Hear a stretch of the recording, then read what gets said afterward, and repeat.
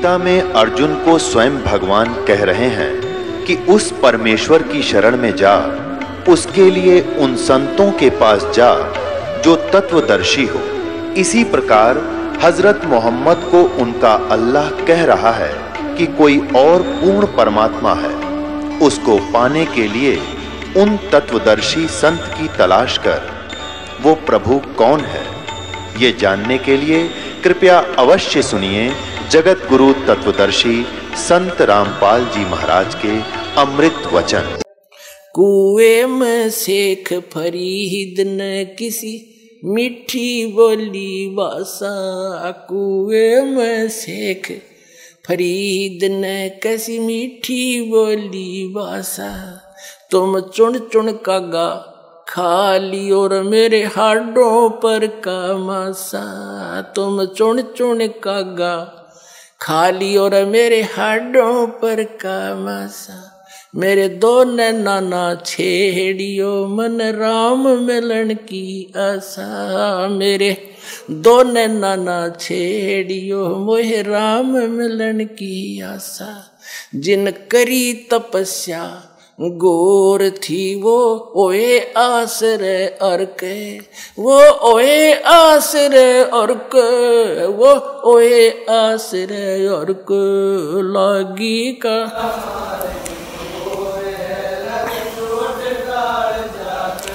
लग चोट काल जा करके, लग चोट काल जा करके लागी का।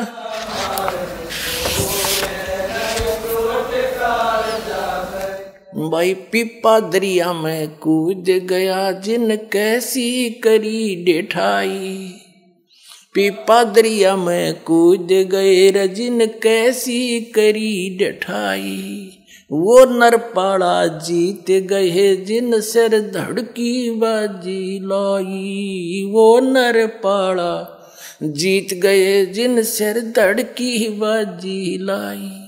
कै मंगलानंद चेतियो तुम सोच समझ मेरा भाई, कह मंगलानंद चेतियो कुछ सोच समझ मेरा भाई। बिन चेते यु झूठा शोर है कुछ जाइयो सुकर्म करके, कुछ जाइयो सुकर्म करके, जाइयो रे सुकर्म करके लागी का मार्ग।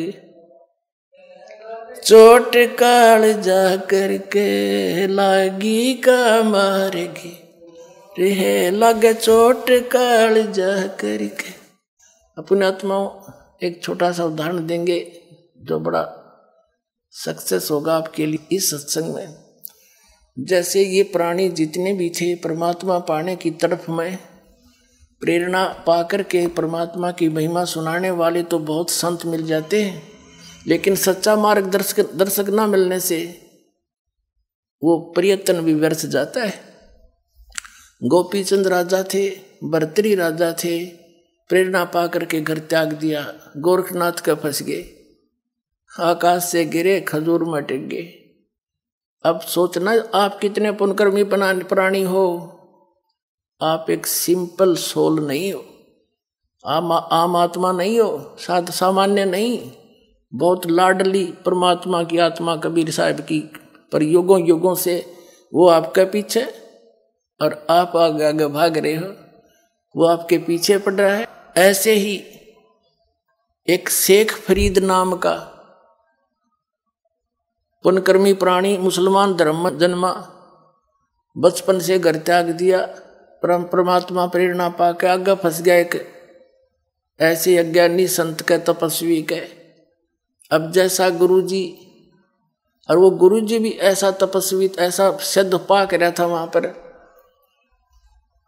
एक बार शेख फरीद, क्योंकि वो तो परमात्मा पाने के लिए घर से निकला था, संत ने उसके गुरुजी ने आश्रम बना रखा था, फक्कड़ फकीर थे वह, और उस आश्रम में 8-7 सेवक रहा करते थे। गुरुजी तपस्वी था, तपस्वी में तामस गणा होता है, क्रोधी गणा था, जरा सी भी कोई गलती कर देता था उसको डंडों से कूटता था, कई दिन सेवा नहीं देता था। अब शेख फरीद वो तो परमात्मा पाने के लिए निकली आत्मा थी, सिर धड़की बाजी ला रखी, गुरु जी का वचन सिरोधारी है, कुछ भी कह दें सो ही होगा। जिस कारण से वो उस संत के हृदय में चढ़ रहा था कि अभी बालक तो ये है, कोई ऐब नहीं, कोई छल कपट नहीं, दिन रात आज्ञा का पालन आज्ञाकारी है।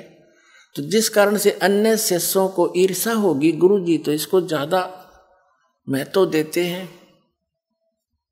तो उन्होंने क्या किया, वो क्या कर रखा था कि रोजाना प्रत्येक एक सेवक की सेवा लगा करती, सारा काम वो करा करते। उन्होंने बांट रखी थी, जैसे कपड़े धोने का यो करेगा तो रोटी खाने का बनाने का और हुक्का भरने का यो एक की सेवा लगती थी। और हुक्का पिया करता वो संत, तो क्या करते थे, खाना खाता था, जो खाना खिलाता था वही हुक्का भर के पिलाता था, उनकी सेवा थी। और उस संत ऐसा क्रोधी था, सोने से पहले खाना खाता, खाना खाते ही हुक्का चाहिए उसने 5 मिनट के अंदर अंदर, नहीं तो धरती आसमान एक कर देता उनके लिए। और जो ऐसी किसी समय पर वस्तु नहीं देता था तो उसको कई दिन सेवा से वंचित कर देता था, बोलता नहीं था, बार एक लोग बैठा देता था, जो शकल भी ना दिखाना परे पड़ा रहे। तो उन अन्य शिष्यों ने सोचा कि कोई ऐसी गलती में आवा यो शेख यो फरीद गुरुजी के हृदय से उतर जा। उन्होंने क्या किया कि गुरुजी खाना खाने के बाद हुक्का जरूर पीते हैं, हुक्का ना देने से न फिर ये घने दुखी हो जाते हैं। शेख फरीद ने आग बनाई, उस दिन सेवा थी उसकी, हुक्का के लिए जैसे खाना बनाते हैं वह आग तब बन ही जाती है। और पता था उसने इतनी ऐसी व्यवस्था आती, खाना खिला के हुक्का भर के 5 मिनट 2 मिनट में दे दूंगा। अब वो खाना खाने चला गया, पीछे चेला ने आग बुझा दी वह सारी। वो खाना खिला के आया, देखा चूल्हे में आग नहीं। उन्होंने सोचा बात बिगड़ गई। थोड़े से मौसम ऐसा था वर्षा का, तो उसने सोचा ये साथ में गांव है, आधा किलोमीटर की दूरी पर, वहां धुआं उठता दिखा कि जाकर किसी माई से अग्नि ले आता हूँ। वो चलम में हुक्का तमाकू डाल के हाथ में लेकर चल पड़ा पूरी स्पीड तय। वहां जाकर उस माई से कहने लगा, माई तमाकू आग देना, आग देना, अग्नि देना, हुक्का भरना है। वह माई आग छलगावे थी, कभी बुझ जावे थी, फिर मारती फूक धुम्मे में, आंखें उसकी लाल हो रही। वो देख कर उसने कहने लगी कि आग में ना मिलती, आंख फोड़वा ले, आंख फोड़ ले, आंख फोड़े तो आग मिले। उसने सोची गुरुजी नाराज ना होने चाहिए, आंख कान के फूकूंगा, आंख में दे के चिमटा और फोड़ दी। माई दूसरी भी फोड़ूं। उन्हें देखी तो कर दिया काम इसने। तो वह कह रही थी छो में, गुस्से में, वह डरगी तक उस नाथ का चेला बाबा का, अरे तेरी सहायता होगी। वो सारी चल आग काट दी चूल्हे में, तो बाहर धर ले बाबा जी। और उस आंख ने वहीं घेर के शेख फरीद बांध के कपड़े अफसर के आंख के कपड़ा और धर के चलम फटाफट फिर दौड़ दिया स्पीड तक। अब उस गुरुदेव ने 5 मिनट बाट दे के इंतजार करी, 6 मिनट करी, 7 मिनट, 8 मिनट, फिर आवाज लगाई रहा शेख फरीद, हुक्का नहीं लाया। अब वो थोड़ी दूरी पे था, उन्हें फिर दूसरी आवाज लगाई रहा, कित भर गया। उसने सुन गई आवाज है, गुरुजी आवाज लगा रहे। कहने लगा आ गया गुरुजी, आ गया गुरुजी। कहने लगा आ गया कि देर कर दी गुरुजी, ऐसे ऐसे आग बुझ गई थी, इस गांव से जाके लाया हूँ। अच्छा रख दे। वो तो हुक्का पीने लग गया। कहने लगा आँख कह के लग गया, जी ऐसे जल्दी में था ना, ऐसे ऐसे हो गया, बस कोई खास बात नहीं। अब गुरुजी तो पी के हो गया। माई ने सोची है तो बात बिगड़ गई। अरे गुरुजी इसका न पता लगेगा तने पता नहीं के शराब दे दे। वह लेकर वह आँख धर के एक ढक्कन पे और ले आई। महाराज जी आगे रोने लगी, महाराज जी माफ कर दो, मेरे गलती होगी नहीं होगी। अब वो संत सोचा क्या होगी माई, आपका चेला गया था कि नहीं लेने, और मैं धूमे में दुखी हो रही थी। मैंने गुस्से में आकर यूँ कहने लगा माई आग दे दे। मैंने कहा आग मेरे से गुस्से में बात निकल गई, स्वाभाविक आग वैसे नहीं मिलती, आँख फुड़वानी पड़े। इसने जब चिमटा दे आँख काट दी। मैंने बोला माई दूसरी भी काट दूँ। निकालूं और महाराज जी मेरे पे गलती होगी, माफ कर दो, मैं माफी मांगने आई हूं। अब गुरु ने कहा कि शेख फरीद इधर बुलाया। कहा जी जो कपड़ा क्यों बांध रखे है? जी बेसाफ की दया है। खोल इस कपड़े ने, कपड़ा खोल लाता, आंख नो की नो पाई इसकी, लेकिन थोड़ी छोटी होगी।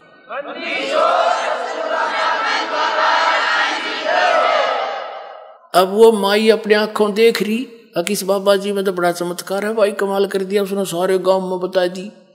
अगर आंख ही आ रही और उसकी आंख नो की नो कर दी उस संत ने, तो वो धीरे धीरे सारे आसपास के क्षेत्र में उस संत की गजब की महिमा होगी और बड़ा महिमा का पात्र बन गया।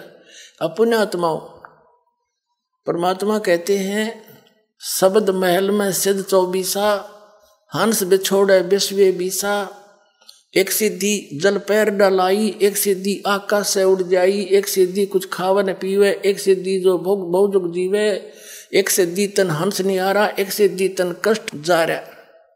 ये सिद्धियां हैं कुछ, और ये किसी विशेष साधना तपस्या से एकादि सिद्धि मिल जाती है और वो परमात्मा की ही होती है, उसी से हम भिखारी बनकर यही प्राप्त कर लेते हैं। एक सिद्धि होती है जो कष्ट का शरीर का कष्ट निवारण कर देती है। जैसे कई झाड़े लवाते हैं, उनके झाड़ों से आराम हो जाता है, तो वो झाड़े ला सके हैं। अगले जन्म में बन गया गधा, बताओ झाड़े का कैसा रल गया। तो कहने का भाव ये है कि इतना सिद्धि युक्त संत और उसका चेला शेख फरीद तो निश्चिंत हुआ बैठा था। शेख फरीद तक जो गुरु जी कहें फाइनल है, ये तो इतने सिद्ध पुरुष है, मेरी आंख भी ठीक कर दी। गुरु जी की मृत्यु होगी, वहाँ चेलों की खींचातानी होगी, शेख फरीद आश्रम छोड़ के, और जैसा गुरु जी ने बताया था तपस्या करने से भगवान प्राप्ति होगी। पहले तो वैसे तपस्या करी, फिर सोचा भाई भगवान पाना है, निकले इसीलिए हैं। एक कुएं, क्योंकि बाहर बैठने से कौवे कावे मच्छर वच्छर गणे तंग करा करते, उसने क्या किया, एक कुआं था वृक्ष के नीचे, और उस टहनी के बांध के रस्सा और कुएं में उल्टा लटक गया, पैर बांध गए, और सारा उसके रहे अंदर रहे, बाहर आकर थोड़ा सा आहार करे, फिर वापस उसमें चला जा। ऐसे 12 वर्ष तक उल्टा कुएं में लटक कर तपस्या की। वो जब बाहर आकर बैठा, काफी देर सुस्ता रहा, सुस्ताने के लिए बैठ गया, एक लकड़ के कड़ ला के कमर लगा के। कौव्या ने सोची ये आदमी मर गया।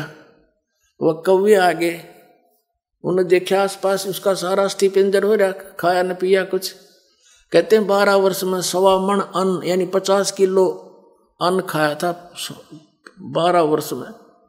हिसाब ला के देखो कै ग्राम रोज का हो गया। तो कहीं उन्हें मांस दिखाई नहीं दिया, उन्हें सोची आंख निकाल लो, माथे पे बैठ गया आके। तब शेख फरीद ने हाथ जोड़ कर कहा, भाई कौवे मेरी आंख छोड़ दो, मेरा शरीर पे की तो मांस उसने चुन लो, तुम अपनी भूख मिटा लो, मेरी आंख ना फोड़ियो, और हो सकता मुझे भगवान का दर्शन हो जाए, उसकी आस में बैठा हूं मैं, आंख छोड़ दियो। जब बोला तो कौवे उड़ गया कि तो जीव है। उसने सोची अब तू फिर कुएं में लटक जा, या बार आंख भी जाएंगी तेरी भी। उल्टा लटक गया, रोए बैठा पड़ा उस कुएं में। हे भगवान, शरीर का अंत हो गया और दर्शन आपने दिए नहीं, हे परमात्मा मेरा जीवन व्यर्थ हो गया। उसी समय वो परमात्मा आए, कबीर भगवान सतलोक से चलकर अल्लाह अकबर, और कुएं पर खड़ा होकर वो रस्सा में लटक रहा था, नीचे रस्सा बांध के उसको खींचा, ऊपर ने बाहर निकालना चाहा। अब शेख फरीद जब ऐसे कुएं में लटकता था तो वहाँ ये गवाले आ जाते थे, गडरी बकरी भेड़ चराने वाले, वो शरारत कर देते थे, रस्सा पर डंडा रोड जाके उन्हें ऐसे घुमा छोड़ देते हिला के। वो कभी नून सिर लगता उसका, कभी कुएं में इधर लगता, वो न्यू करके बेचारा अपना टाइम पास करता। उसने सोचा कोई शरारती फेर आ गया, इसने बाहर ही निकाल लिया मैं तो। जब परमात्मा ने बाहर निकाला, बाहर निकाल कर ऐसे उल्टा लटके वो कहता है शेख फरीद के भाई मैंने के बिगाड़ा तेरा, मुझे मत छेड़, मैं अपना काम कर रहा हूं, तू अपना काम कर। मुझे ना तंग करे। संतों को सताया नहीं करते। परमात्मा ने पूछा कि क्या कर रहे हो आप भगत जी? कि मैं परमात्मा के दर्शनार्थ, परमात्मा पाने के लिए और भगवान के दर्शन दीदार करने के लिए मैं अपनी साधना कर रहा हूं। कबीर साहब ने कहा कि मैं हूं भाई वो अल्लाह अकबर, मैं हूं भगवान। मैंने बोला मजाक मत करे, भगवान के बारे में मुझे मजाक सहन नहीं होता, तू अल्लाह नहीं हो सकता। परमात्मा बोले कबीर जी के और कैसा होता अल्लाह, कि वो तो निराकार है, वो तो बेचूड है, फिर आप क्या कर रहे हो यहाँ पर? उसके दर्शन के लिए, उसके दीदार के लिए ये साधना कर रहे हो? हाँ, उसके दर्शन करने के लिए। भले आदमियों, अपनी थ्योरी तो सोचो क्या कह रहे हो। एक तरफ तक कह रहे हो भगवान निराकार है, फिर उसको देखना भी चाह रहे हो तुम, पाताल में जा रही तुम्हारी बुद्धि। अपने आत्मा कहते हैं ज्ञान कर गाम का तो चमका ऐसा व्याग्र। जब उसने ये सुना कि एक तरफ तुम देखना चाह रहे हो और फिर उसको निराकार बता रहे हो, फिर क्यों डलेट हो रहा है? अब उसने सोची शेख फरीद ने कि भाई आदमी तो काटेगा ही हो, राम तो नहीं, भगवान तो नहीं हो सकता, पर बाखबर अवश्य है। जैसे कुरान शरीफ की सूरत फुरकानी 25 आयत नंबर 52 से 59 में लिखा है कि हजरत मोहम्मद जिसको अपना खुदा मानते हैं वो खुदा कह रहा है कि ए पैगंबर तो इन काफिरों की बात मत मानना, ये कबीर को भगवान नहीं मानते, ये तो देवी देवता अन्य बुत पूजा में लगे रहते हैं, इनके साथ संघर्ष करना उस कबीर के लिए, इनकी बातों मत आना, लड़ना नहीं। फिर वो परमात्मा वही है जिसने सारी ब्रह्मांड की रचना की, 6 दिन में सृष्टि रची, 7वें दिन तख्त पर जा बैठा, उसकी खबर किसी बाखबर से पूछ ले। एक तो इसे हो गया कि कुरान शरीफ का ज्ञानदाता भी उस परमात्मा के पाने और उस परमात्मा से अपरिचित है। किसी बाखबर यानी तत्वदर्शी संत को खोजने की ही कही है। ऐसे गीता अध्याय नंबर 4 के श्लोक नंबर 34 में कहा कि अर्जुन तू उन तत्वदर्शी संतों की खोज कर और उनको दंडोत प्रणाम करने से, नम्र होकर प्रसन्न करने से वो तत्वदर्शी संत तुझे उस परमात्मा, उस तत्व ज्ञान का उपदेश करेंगे। तो गीता ज्ञानदाता भी उस तत्वब्रह्म से अपरिचित है, उस तत्व ज्ञान से अपरिचित है। तो उसके यह बात समझ में आ गई कि ये संत पक्का है, ये तो सही आदमी टकरा गया, चरण पकड़ दिए नो के नो और कहा मुझे मार्ग बता दे, कैसे मिला भगवान। परमात्मा बोले तेरा यकीन हो या ना हो, वो परमात्मा तो मैं हूं, लेकिन मेरे दर्शन से मोक्ष नहीं होगा, मैं जो साधना बताऊंगा उससे तेरी मुक्ति होगी।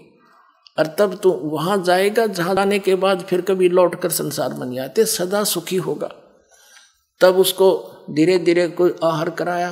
फिर परमात्मा ने कहा भूखा मरे भगवान नहीं मिलता, इस शरीर से क्यों दुश्मनी कर रखी है तुमने, गलत साधना गलत संत टकरा के। तब परमेश्वर कबीर जी ने वो परमात्मा मिले, उनको नाम दिया और जब शेख फरीद का कल्याण हुआ। पुण्यात्माओं, आज आपको वही साधना सहज में मिल गई और समझा है तो सर दर पाओ और बहुर नहीं रे सादा। बोलो सतगुरुदेव।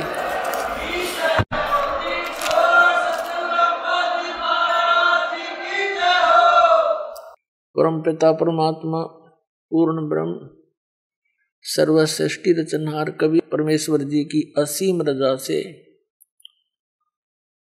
आप ये चंद पुण्यात्माएं उनकी महिमा सुनने के लिए उपस्थित हुए। पुण्यात्माओं, आप अभी बच्चे हो इस आध्यात्म मार्ग के, इसलिए आपको ये मालूम नहीं कि आप कितना लाभ प्राप्त कर रहे हो, आपका कितना उपकार हो रहा है। परमात्मा कबीर जी जो काशी में बनारस में दुल्हा रूप में आए थे, दानक रूप में, वो पूर्ण परमात्मा है और आप सभी आत्माएं इस पृथ्वी पर या अन्य लोकों में, इस काल के लोकों में या अन्य स्थानों, वो सभी परमेश्वर कबीर जी की आत्मा है, उसके बच्चे हैं। और हम यहाँ पर आए, हमने बहुत बड़ी गलती करी थी, अपने परमात्मा को भूलकर उस परमात्मा से हम हृदय हटाकर और यहाँ का जो भगवान है ब्रह्म ज्योति निरंजन सरपुरुष, इस पर आसक्त हो गए। एक समय ये तपस्या कर रहा था एक पैर पर खड़ा होकर के सतलोक में, और हम इसकी इस अदा पर कुर्बान हो गए, फिदा हो गए। क्योंकि हमें सारा सुख था वहां पर। हमारे को हमारे पिता ने सर्व सुविधा सब सुख दे रखे थे। जिस परमात्मा ने हमारी सारी सुविधा की व्यवस्था कर रखी थी, उसको छोड़कर हम केवल इसकी इस अदा पर कुर्बान हो गए, इसको चाहने लग गए हृदय से।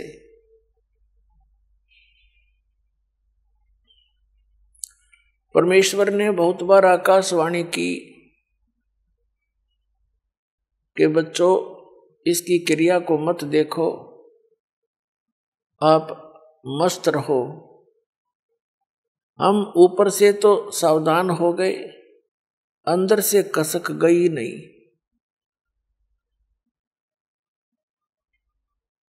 तो जिस कारण से परमात्मा के दिल से उतर गए हम पतिव्रता पद से गिर गए। परमात्मा कहते हैं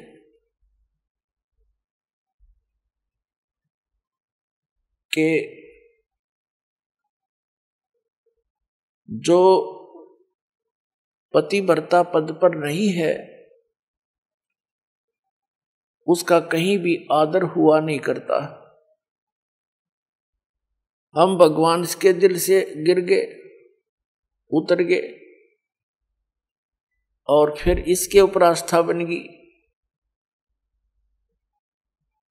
अपनात्माओं, यही रोग हमारे आज विद्यमान है प्रत्येक प्राणी के। तो फिर क्या हुआ कि इस ज्योति निरंजन काल भगवान ने परमात्मा से कुछ याचना की।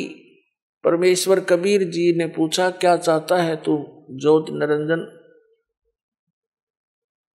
क्यों तू खड़ा होकर तप कर रहा है?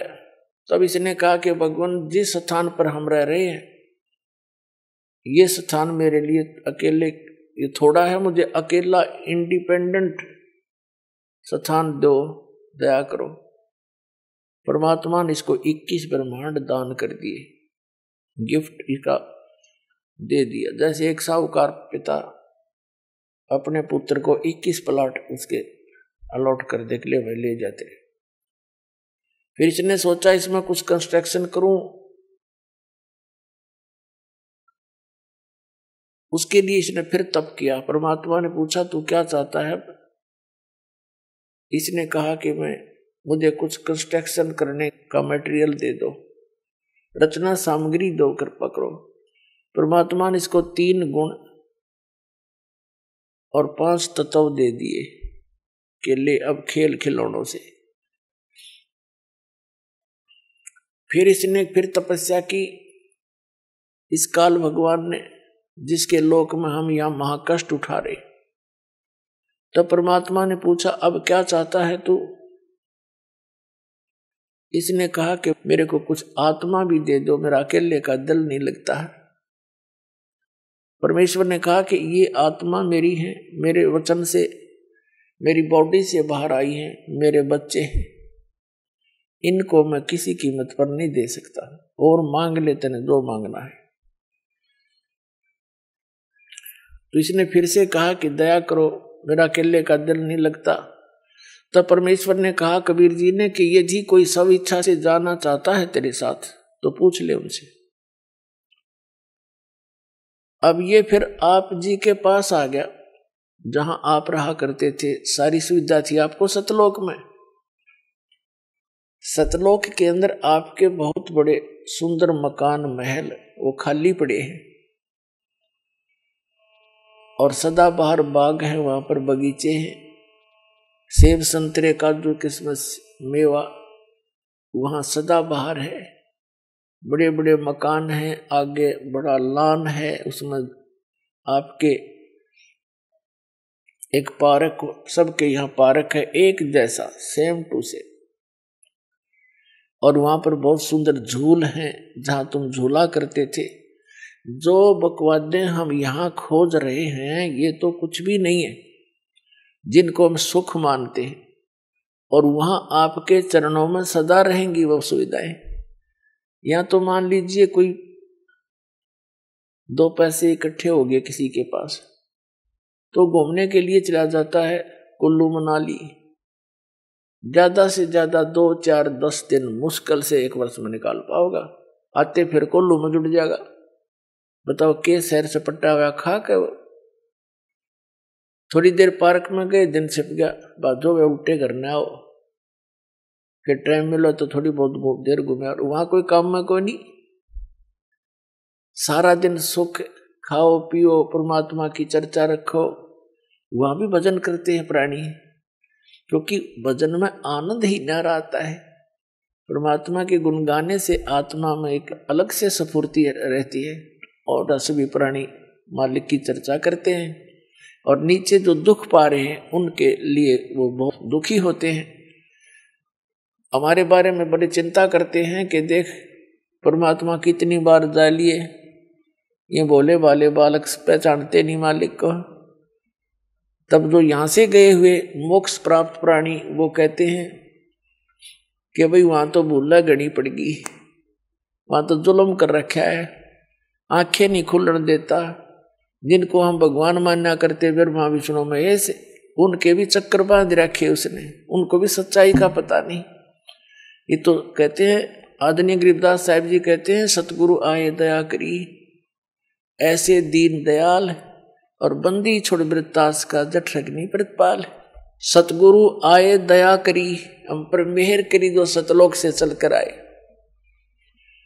ऐसे दीन दयाल और बंदी छोड़ वृद्धतास का, उसका जो स्वभाव है गुण है बंदी छोड़ है, काल सिक्के बंद से छुड़ाने वाला, और जठ रगनी प्रतिपाल, सबसे भयंकर स्थान हमारा मां के पेट में होता है, वहीं पर तो जठराग्नि जल रही होती है जो भोजन को पचाती है, बहुत ज्यादा हीट होती है वहां पर, और उसके साथ में हमारा एक चीकले जैसा शरीर वहां प्रफुल्लित हो रहा होता है, वहां भी हमारी रक्षा करता है, और वहां हमारा पालन पोषण भी करता है मां के पेट में, वही सुव्यवस्था करके।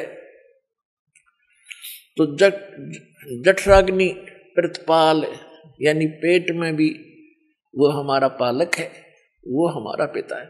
तो वो हम बतलाते हैं आपस में कि भाई ये तो सतगुरु जाते हैं और बड़े दयालु हैं ये हमारे पिता, कुछ थोड़ा बहुत हमें इन्हीं की रद्दा से ये ज्ञान और भक्ति बनी है, नहीं तो वो काल भगवान तो बड़ा भयंकर है। तो पुण्यात्मा वो सभी सुविधाएं वहां उपलब्ध हैं जिनको आप जी यहां खोज रहे हो। ये एक नमक का बोरा समझ लो, नमक की मंडी, और वो बूरा की मंडी, एक जैसे बिल्कुल मिलता जुलता उनकी कलर होता है, एक जैसा सारा कुछ होता है, लेकिन टेस्ट में अंतर होता है। ये तो नमक खारा और वो सतलोक बूरा, इतना अंतर है यहाँ के और वहां के सुख में। जैसे ये नकली पंथ बताते हैं, सतलोक के गुण गाते हैं, काल के नाम सुनाते हैं, और सतलोक के विषय में बताते हैं कि वहां कुछ है ही नहीं, चेतन ही चेतन है, प्रकाश ही प्रकाश है, चेतनता ही चेतनता है, आत्मा उसमें जाकर लीन हो जाती है। बता के कराएंगे उसमें लीन होकर के, कोई तो कहे वहां जाने का, उसमें लीन हो जाते हैं। क्योंकि उनका ज्ञान गलत, उनकी साधना समाधान गलत। तो जब थ्योरी गलत है तो प्रैक्टिकल ऑटोमेटिकली गलत है। तो पुण्यात्माओं, सौभाग्य आपका, घनी घनी किस्मत सराया करो, सौ सौ शुक्र मनाया करो उस परम पिता के, कबीर भगवान के, आपको इस समय में जन्म मिला और ये सतलोक आश्रम में आपको शरण मिली। तो ये ऊपर तपस्या कर रहा था, तब इसको परमात्मा ने कहा भी ठीक है, यदि कोई सब इच्छा से तेरे साथ हो जाते हैं उन आत्माओं को तो पता कर ले। तो ये आपके पास आया, आप तो इसके ऊपर पहले फिदा थे, इसके चारों तरफ झूम गए। इसने कहा कि मैंने पिताजी से 21 ब्रह्मांड प्राप्त किए हैं और वहां पर ऐसे करूंगा, वहां पर बाग बगीचे सुंदर बनाऊंगा और तुम्हें वहां पर बड़े, हम सब वहां खेला खाया करेंगे, आराम से रहा करेंगे, मेरे साथ चलोगे? तो पहले 4 बैठे थे हम थे, हमने कहा हम आपके साथ चलने को तैयार हैं यदि पिताजी आज्ञा दे देंगे। तो काल जी गए कबीर भगवान के पास, यानी सर्व संपन्न परमात्मा सतपुरुष कबीर जी के पास, सर्व उत्पादक प्रभु के पास। इसने कहा कि जी कुछ आत्माएं मेरे साथ चलने को तैयार है। कबीर साहब ने यानी परमेश्वर ने, सतपुरुष ने कहा कि चल भाई मेरे सामने स्वीकृति दिला उनकी, मेरे सामने हाँ भरेंगे तो मैं अलाउड करूंगा, चल दोनों आगे। अब जब आकर पिताजी ने, हमारे परम पिता ने, हमारे मालिक ने कहा कि भी कौन कौन आत्मा इसके साथ जाना चाहते हैं बताओ। अब पहले तो मालिक आकाशवाणी कई बार कर चुके थे और हम ये सोच बैठे थे कि उन्होंने पता नहीं, ऊपर से सावधान, अंदर से हमारे ज्यों की तो वो रोग विद्यमान था और बीमारी विद्यमान थी, वो तो अंतर्यामी थी, मालूम था उनको। तो आकाशवाणी कर चुके थे कि इसके इस ड्रामे ने मत देखो, ये अपनी करनी यू आप पाओगा, इसको मत देखो। तो हम सावधान हो गए थे दिखाने के लिए कि हम आपकी आज्ञा का पालन कर रहे हैं। अब वहां उन्होंने पूछा भी बोलो कौन जाना चाहता है, सब सन्नाटा छा गया और चुप करके बैठ गए सारे के सारे, वहां इकट्ठे कर लिए थे दाता। परमेश्वर कबीर जी ने कहा सतपुरुष ने, क्यों भी ज्योत निरंजन, तू कह रहा था कुछ जाना चाहते हैं तेरे साथ, ये तो कोई बोलते नहीं, झूठ बोल रहा था तू। तब सबसे पहले एक खड़ा हुआ, एक आत्मा खड़ा हुआ और उसने कहा कि मैं जाना चाहता हूं इसके साथ। उसके बाद तो फिर हमने सोचा ले यू इसकी भी शर्म सी टूट गई, तो सारे नाथ खड़े कर दिए, हम भी जाना चाहते, हम भी जाना चाहते, दोनों कर दिए, एक भी छोड़। हमने सोचा कहीं यू अकेला सारा आनंद लूट ले, वहां इसके साथ जाकर हम पाछे रह जाएं, हम भी साथ हो लिए। देखा देखी अंदर तो कसक थी हमारे, वो बकवाद भरिए थी, वह तो पुरानी ही थी। परमात्मा ने कहा भाई ठीक है ज्योति ने अंदर तू जा, अपने यही 21 ब्रह्मांड सतलोक के एक बाहर वाई कोने में थे, एकांत स्थान पर बहुत दूर थे सतलोक माई।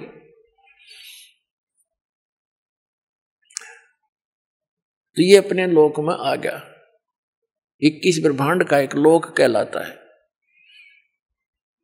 और परमात्मा ने कहा कि मैं अपने आप भेजूंगा इनको अपने हिसाब से। हमारे को पुनः परमात्मा ने बीज रूप बना दिया सबको, और जिस आत्मा ने सबसे पहले स्वीकृति दी थी इस काल को सहयोग देने की, इसके साथ आने की, उसका परमात्मा ने कन्या बना दी, लड़की। उसके प्रजनन इंद्री नहीं लगाई थी और खूब युवा लड़की सुंदर, और उसके अंदर परमात्मा ने हम सभी को बीज रूप में फीड कर दिया और अपने पुत्र सहजदास से कहा कि जा सहजदास अपनी बहन को और ज्योत निरंजन के पास छोड़या। सहजदास तो परमात्मा का पुत्र है। सबसे पहले 16 पुत्र उत्पन्न किए थे परमेश्वर ने अपने वचन से, तो वहां की सारी व्यवस्था की जिम्मेवारी परमात्मा ने उन्हीं को सौंपी थी। उस सहजदास से कहा कि जा इस अपनी बहन को छोड़ के वहां पर ज्योति निरंजन के पास, ये वहां स्वेच्छा से जा रही है, और उसको बता देना कि जो आत्मा तेरे साथ जाना चाहती थी, जिन्होंने स्वीकृति दी थी, उनको इसके अंदर फीड कर दिया है, और जितने भी जीव तू कहेगा नर और मादा, ये अपने वचन से उत्पन्न कर देगी। ऐसी शक्ति मैंने इस बेटी को दे दी है। सहजदास ने आके ज्यों की त्यों कथा इस ज्योति निरंजन को सुना दी।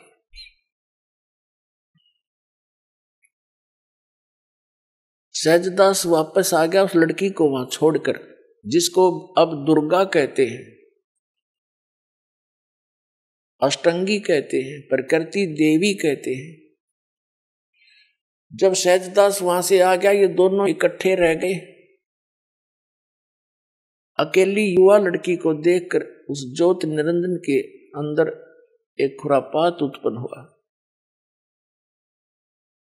उसके रूप पर आसक्त होकर उसने उसके साथ बदतमीजी करनी चाहिए। लड़की भी उसके आव भाव से परिचित होकर कहने लगी कि ज्योति निरंजन देख, पहले तो तू मेरा बड़ा भाई, मैं तेरी छोटी बहन। तेरी उत्पत्ति पहले हुई अंडे से, और बाद में पिताजी ने हमें उत्पन्न किया था। तुम हमारा बड़ा भाई है, और बहन भाई का यो पाप, ये कर्म महाघोर पाप का कारण होता है, तो ये जुल्म ना करे। उसने एक नहीं सोची, देखा आगा पीछा कुछ नहीं देखा, इतना प्रभावित होगा वासनावश कि लड़की के साथ बदतमीजी करने की हद से बाहर पहुंच गया। आलिंगन बंद करना चाहा, ऐसे अभद्र तरीके से मुंह खोल के। उसको पता था कि यहाँ कोई आने वाला नहीं है, तो लड़की भी उसी बाप की बेटी थी, उसमें भी शक्ति थी। छोटा रूप बनाया, इसके मुख के माध्यम से पेट में पहुंच गई। अब वहां से पुकार करी कि पिताजी मेरी रक्षा करो, मेरी रक्षा करो। मेरे को काल ने अपने अंदर ग्रास लिया, मुझे कहीं स्थान नहीं मिला, इसलिए मैंने अपनी इज्जत की रक्षा के लिए इसके पेट में शरण ली है। तब परमात्मा ने अपने पुत्र जोगजीत का रूप स्वयं बनाकर और उसके पास प्रकट हो गए और कहा, ज्योति निरंजन सुन ले वचन परम पिता का। तूने इस सच्चे लोक में, सत्यलोक में या गलती कर दी। ऐसी गलती करने वाला व्यक्ति इस अच्छे लोक में, वो गंदा व्यक्ति नहीं रह सकता। और यहां से तुम निकल जाओ, दोनों के दोनों इस 21 ब्रह्मांड को लेकर। लड़की को, अष्टंगी को काल के पेट से बाहर निकाल दिया, नाखूनों से चीर के।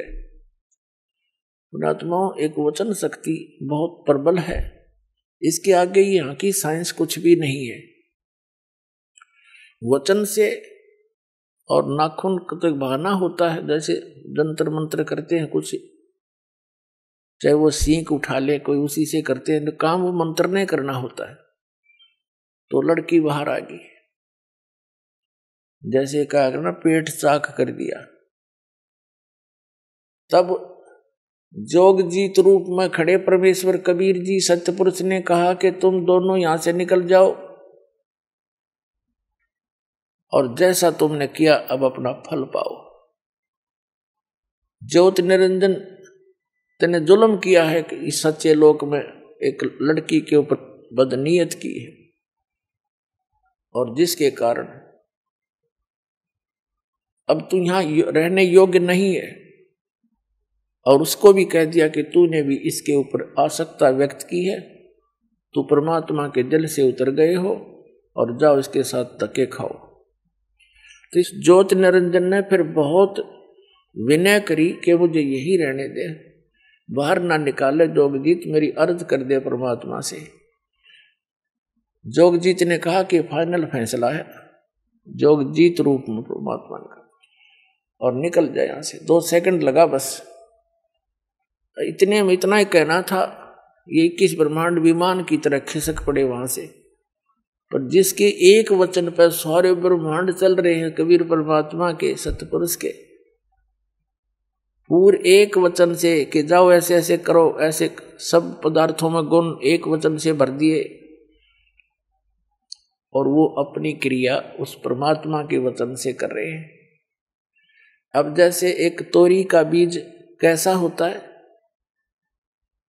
और उसको बीज देते हैं और उसमें क्या बन जाता है, फिर आगे क्या लगते हैं, क्या ये जादू नहीं?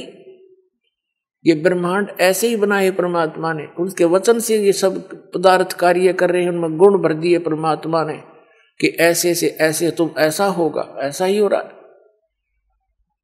हमारा माँ के पेट में शरीर बनता है, एक पानी की बूंद तो अंदर फैक्ट्री लगा रखी है, उस मालिक का आदेश ऐसे होगा। अरे देखो क्या बने हैं, कैसे सुंदर, कितने कितने मोड़, कहाँ कहाँ इसमें हाड न्यारे, चाम अलग से, रक्त अलग से, सब मलमूत्र की कोथली न्यारी न्यारी।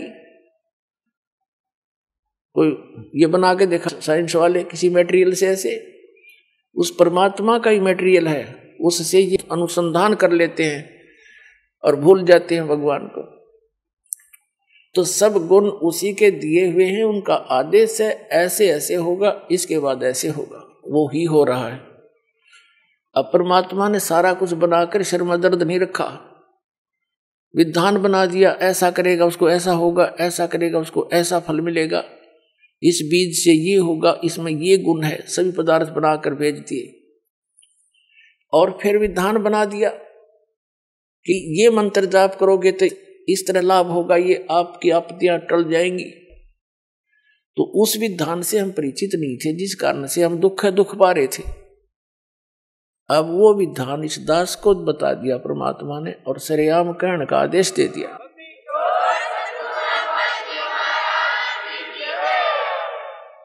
तो पुण्यात्माओं, इसने फिर 21 ब्रह्मांड वहां सतलोक से 16 शंख कोश की दूरी पर आगे, एक कोस लगभग 3 किलोमीटर का होता है, और नील पद्म शंख 16 शंख कोस की दूरी पर। अब हम इतनी दूर बैठे हैं अपने उस मूल स्थान से, और यहां के ये फिर चक्कर काटने लगे, सब ब्रह्मांड अपने आप घूम रहे उस परमात्मा के आदेश से। अब जो वैज्ञानिक जो रिसर्च कर रहे हैं, ये अंश मात्र भी नहीं कर सकते उस परमात्मा की कंस्ट्रक्शन का, संरचना का। अब ये कहाँ सेट होगी इनकी जो बुद्धि कि हमारी पृथ्वी को बने इतने अरब उतने वर्ष हो गए, बस इससे पहले पृथ्वी नहीं थी। अकल देखो इनकी, उस परमात्मा ने सारी इतिहास बता रखा, कितनी बार यह पृथ्वी नाश हो ली, कितनी बार एक ब्रह्मांड के नाश हो लिया।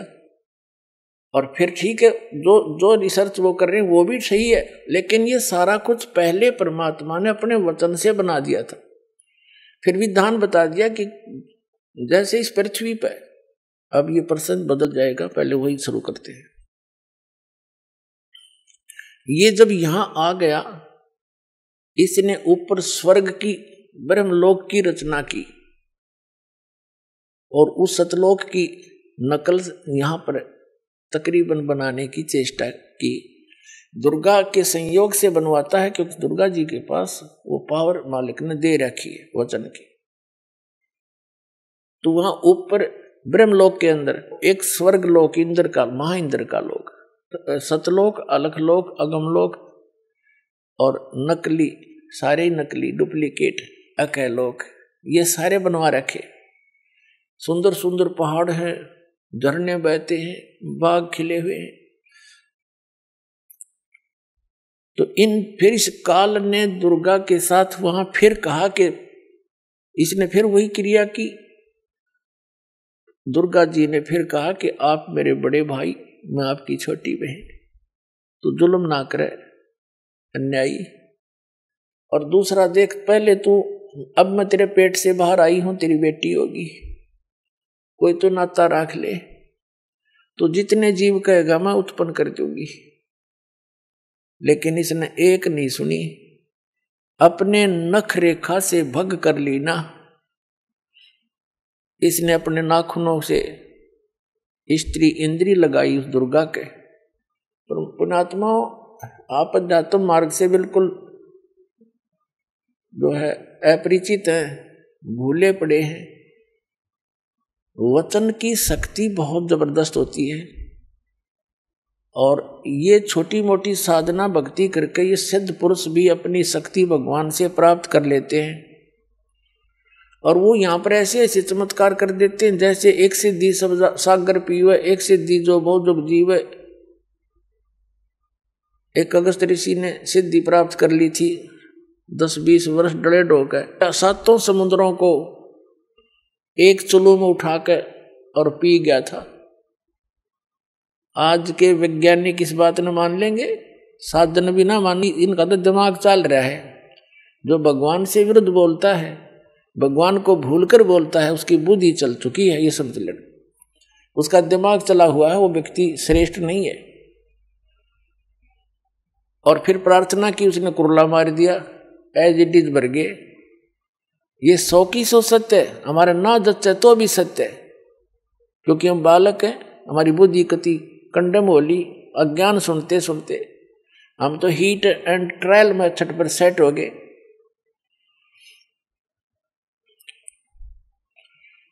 तो फिर इसने दुर्गा के साथ जबरदस्ती की। आखिर में इसने भी जान लिया कि अपने पैर पर कुआड़ा मना आप मार रखा है, और कोई चारा नहीं देखा, इसको समर्पित होना पड़ा। इसने बड़ी चतुरता कर रखी है काल भगवान ने। ब्रह्मलोक का जो इसका अपना निज लोक है, जहां ये रहता है प्रत्येक ब्रह्मांड में, उसके सबसे ऊपर के हिस्से में बीच में बहुत बड़ा गैप दे रखा है, समुद्र भर रखे। उन किसे उधर कोई नहीं जा सकता, एक ऐसी रेखा बना रखी है शक्ति तय। इधर का प्राणी, इवन ब्रह्मा विष्णु महेश भी इसकी आज्ञा बिना उधर जा नहीं सकते। जैसे लक्ष्मण ने एक रेखा खींच दी थी कुटिया के चारों ओर, कोई भी प्राणी उसके अंदर नहीं आ सका था। तो ये तो काम व्यक्ति साधारण से सिद्ध पिछले भक्ति वाले प्राणी ही कर देते हैं, और वो तो इनका बाप है, बहुत बड़ी शक्ति है इसके अंदर। तो वहां पर इसने 3 स्थान बना रखे हैं काल भगवान ने।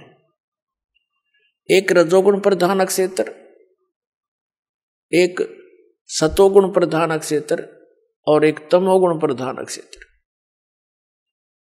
जैसे किसी मकान में 3 कक्ष हों, एक कमरे में अश्लील चित्र लगे हों, और दूसरे में साधु संत फकीरों के, महापुरुषों के चित्र लगे हों, उनके इतिहास लिखे हों, और तीसरे में इन शहीदों के, सूरवीरों के तो चित्र लगे हों।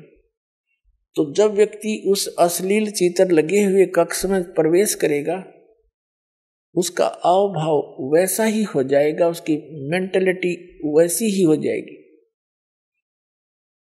तो जब जिसमें साधु संत फकीरों महापुरुषों के फोटो लगे हों, चित्र लगे हों,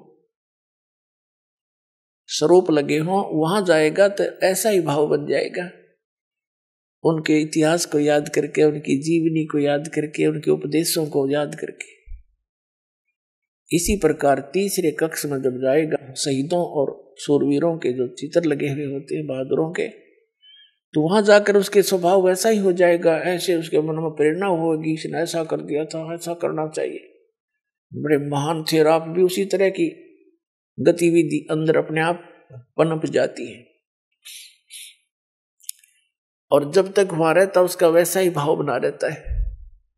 इसने ये चतुरता करके क्या किया कि जो रजोगुण प्रधान क्षेत्र है, उसमें इसने अपने 5 मुख बनाए काल भगवान ने, और दुर्गा को सावित्री जैसा रूप बनाया। इनका ये दोनों वहां रहे रजोगुण प्रधान क्षेत्र में। और इनके संयोग से वहां जो संतान उत्पन्न हुई वो प्रथम पुत्र ब्रह्मा नाम रखा उन्हें कि इसको हमने नीचे छोड़ना है।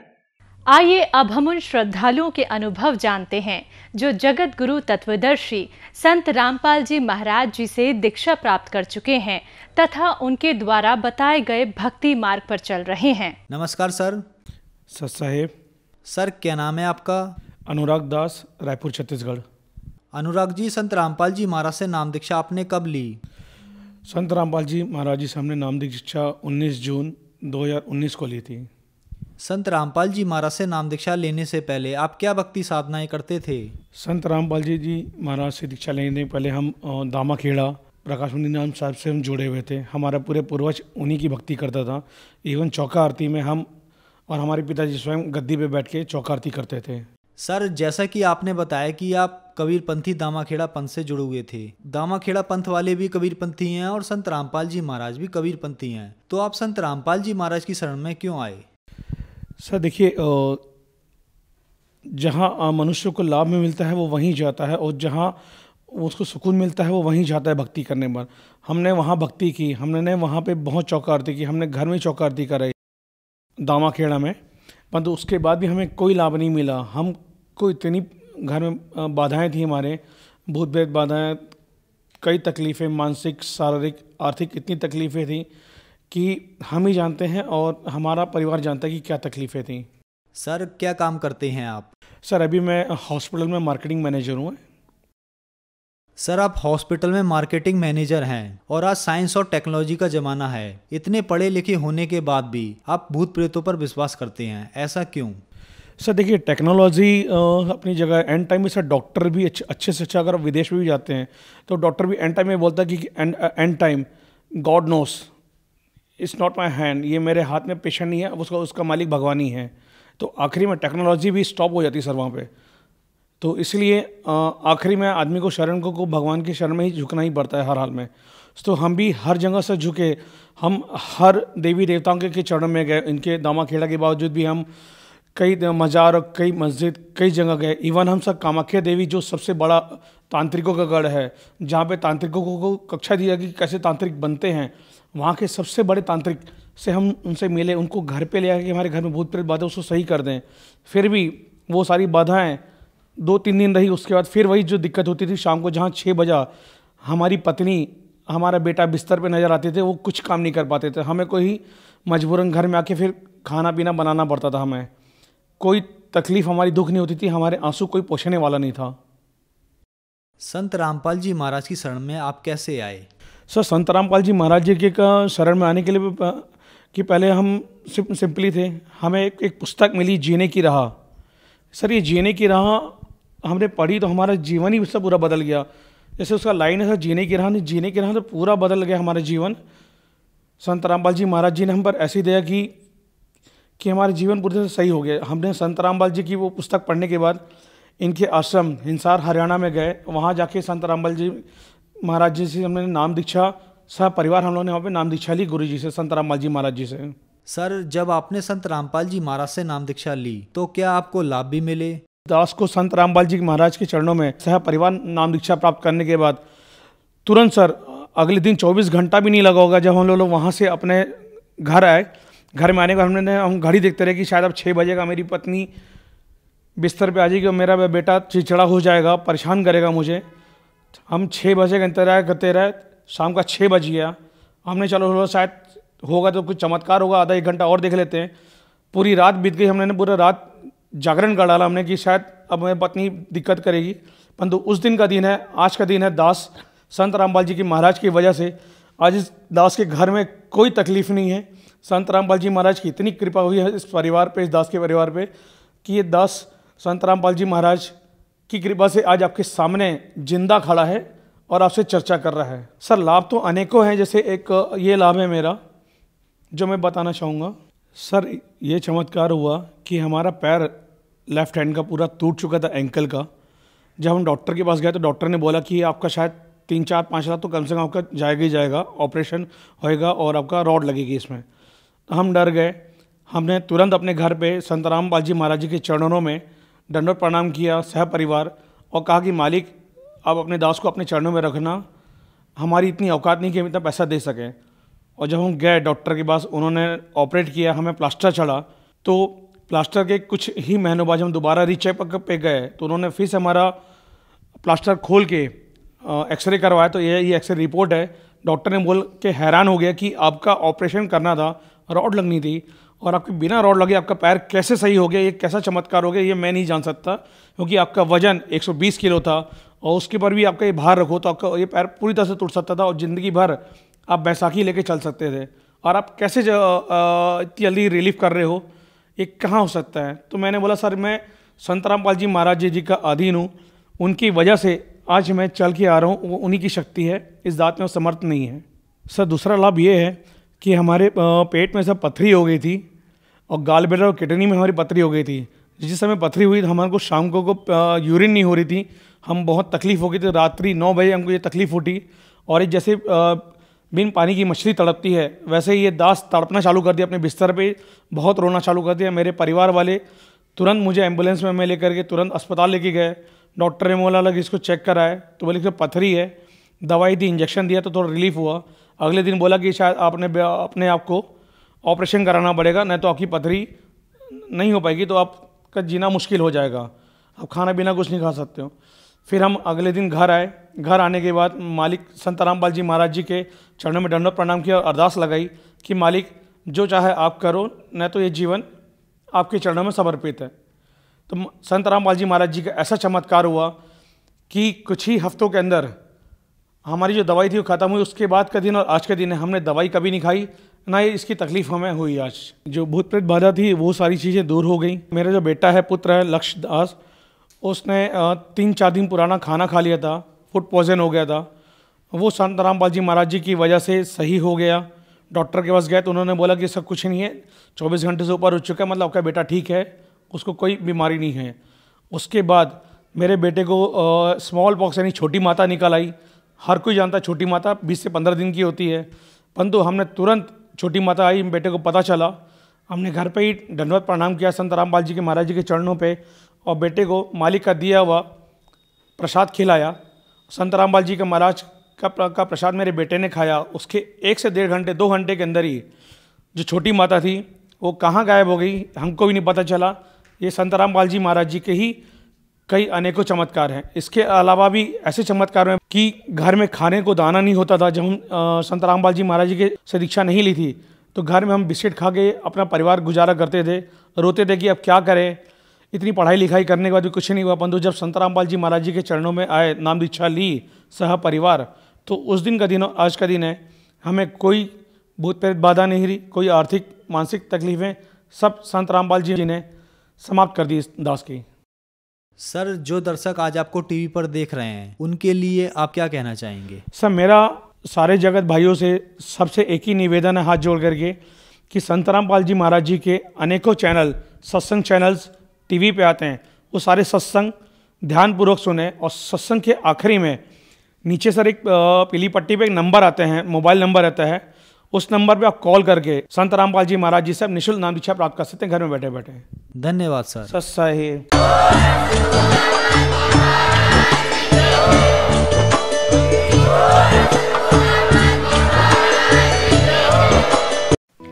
आप सुन रहे थे जगत गुरु तत्वदर्शी संत रामपाल जी महाराज के मंगल प्रवचन।